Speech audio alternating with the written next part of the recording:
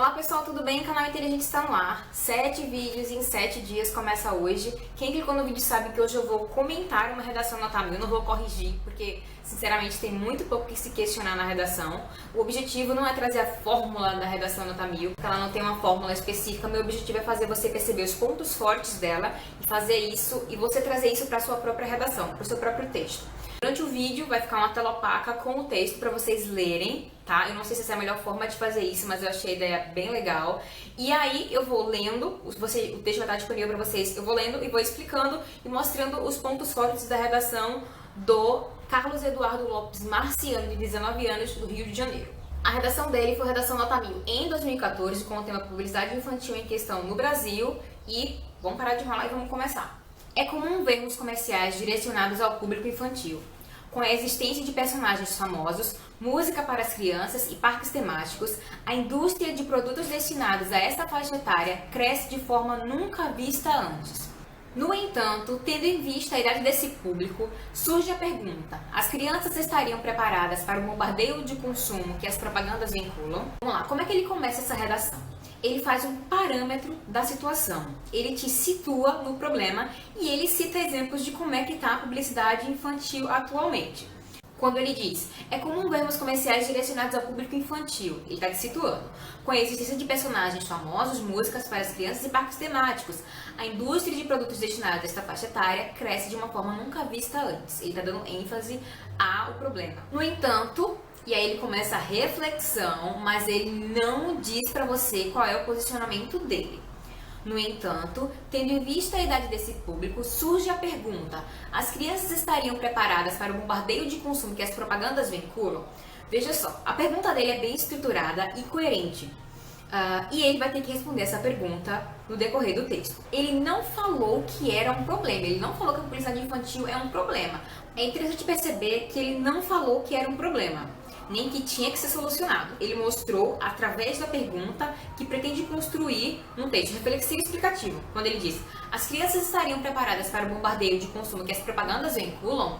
E aí, eu já disse que quando você faz uma pergunta na introdução ou em qualquer parte do texto, você tem que responder. O parágrafo seguinte é o primeiro parágrafo do desenvolvimento. Ele fez uma abordagem diferente, mas deixa eu situar vocês. Há quem duvide da capacidade de convencimento dos meios de comunicação. No entanto, tais artifícios já foram responsáveis por mudar o curso da história. A imprensa no século XVIII disseminou as ideias iluministas e foi uma das causas da queda do absolutismo. Ele está mostrando a importância da imprensa. Mas não é preciso ir tão longe. No Brasil redemocratizado, as propagandas políticas e os debates eleitorais são capazes de definir o resultado das eleições. É impossível negar o impacto provocado por um anúncio ou uma retórica bem estruturada. Aí você vai se perguntar, o que é que isso tem a ver com publicidade infantil?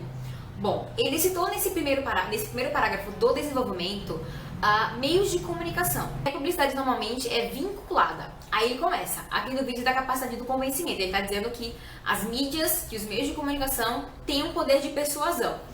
E ele comprova isso com fatos históricos, quando ele fala da questão da queda do absolutismo e da questão das propagandas políticas sendo capazes, debates, sendo capazes de definir resultados de eleição. Existem pessoas que são capazes de se deixarem levar por números, tá? Então ele está falando da influência dos meios de comunicação nessa propagação de ideias. Retórica, para quem não sabe o que é retórica, retórica é a arte do falar bem, é a arte da comunicação clara, quando você consegue transmitir as suas ideias com convicção.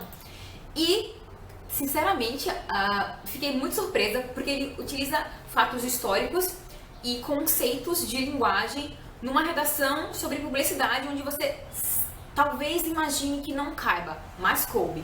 O problema surge quando tal discurso é direcionado ao público infantil. Aí ele te colocou dentro do problema apresentado pelo tema da redação. Comerciais para essa faixa etária seguem um certo padrão, enfeitado por músicas temáticas. As cenas mostram crianças em grupo utilizando o produto em questão.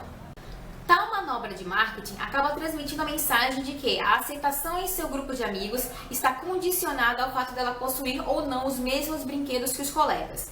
Uma estratégia como esta gera um ciclo interminável de consumo que abusa da pouca capacidade de discernimento infantil. Aí ele te colocou no problema e aí ele te situou. Olha, meu ponto de vista é esse, através desses argumentos. Muita gente pode se questionar, mas existem muitas abordagens, muitas outras abordagens. para esse tipo de problema. A questão é, esse é um dos maiores problemas de vocês, estudantes. Vocês têm uma porrada de argumentos, aí muitos de vocês podem dizer: ah, mas ele usou um exemplo muito simples para falar do problema. Esse é um dos problemas de vocês, que tem um monte de argumentos, um monte de fatos na cabeça e querem colocar tudo na redação. Ele escolheu uma unidade, ele escolheu as propagandas que mostram crianças em grupo e dizendo que para você fazer parte daquele grupo você precisa ter aquele brinquedo. Ao invés de falar sobre propaganda na TV, propaganda no rádio, propaganda das lojas, os vários tipos de propaganda, sem ter uma unidade, sem falar de verdade qual é o seu ponto de vista em relação ao problema. E na última frase do segundo parágrafo do desenvolvimento dele, ele começa a responder a pergunta que ele fez na introdução. As crianças estariam preparadas para o bombardeio do consumo que as propagandas vinculam? E ele começa a responder na última frase do desenvolvimento dele.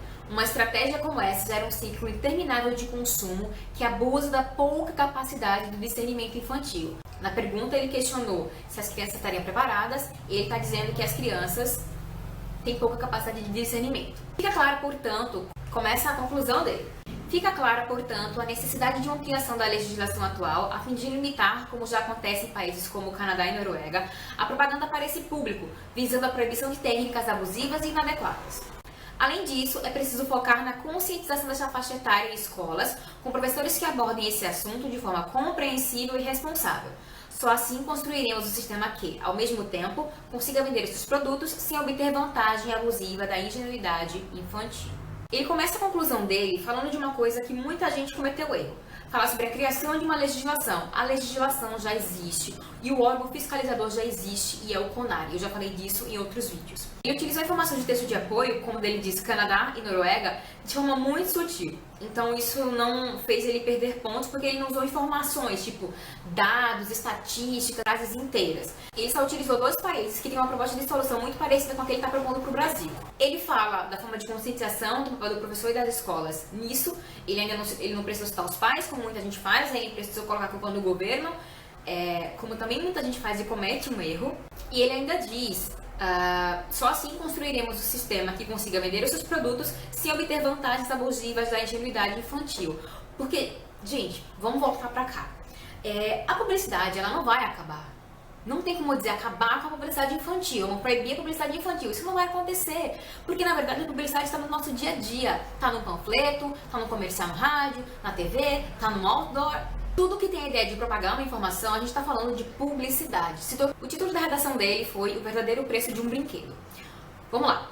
O Carlos Eduardo, ele foi muito feliz na construção da redação dele. Porque ele conseguiu... Ele não trouxe argumentos difíceis, ele trouxe argumentos fáceis. Ele falou do poder da mídia. Ele disse que as crianças têm baixo poder de discernimento, eles não conseguem... diferenciar o que está sendo abusivo, o que está sendo enganoso.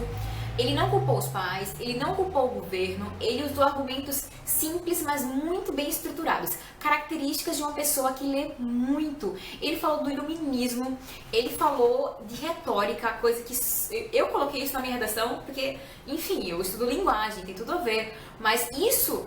Quem não sabe o conceito de retórica acha que é uma palavra bonita qualquer, mas o corretor que com certeza vai saber o que é a arte da retórica, o que é a retórica, disse, cara, ele sabe exatamente do que ele está falando. Ele está falando do poder da palavra, do poder da mídia.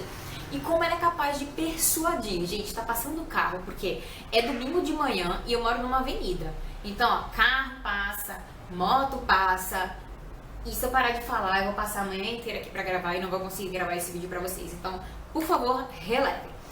No segundo parágrafo do desenvolvimento, ele situou no problema, ele descreveu o problema pra você, ele trouxe fatos, ele descreveu um tipo de publicidade infantil e colocou você a par do posicionamento dele quando ele disse uma estratégia como essa gera um ciclo interminável de consumo. Ele tá falando de consumismo das crianças, ou seja, isso é um grande problema porque elas não têm essa capacidade de discernimento. E na conclusão, eu achei, e já comentei isso, foi a parte mais interessante, porque ele sabe que existe uma legislação e que ela precisa ser revista. Ele finaliza dizendo que a publicidade ela não vai acabar, mas ela precisa ser bem gerenciada. Quando ele diz, só assim construiremos um sistema que, ao mesmo tempo, consiga vender seus produtos sem obter vantagem abusiva na ingenuidade infantil.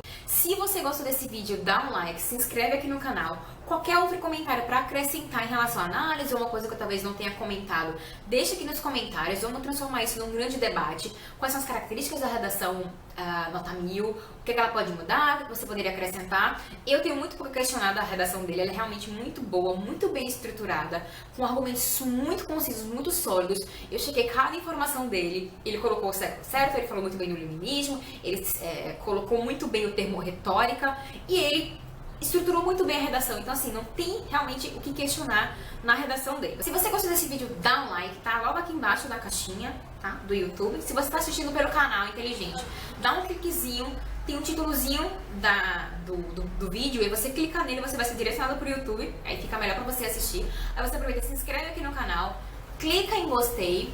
Continue acompanhando essa maratona de vídeos, 7 vídeos em 7 dias aqui no canal Inteligente. Vai ter discussão de tema, vai ter tipos de desenvolvimento, vai ter tipos de conclusão. Então espero muito poder ajudar. E é isso. Até amanhã. Está no ar, 7 dias, 7 vídeos, como eu havia prometido. Não.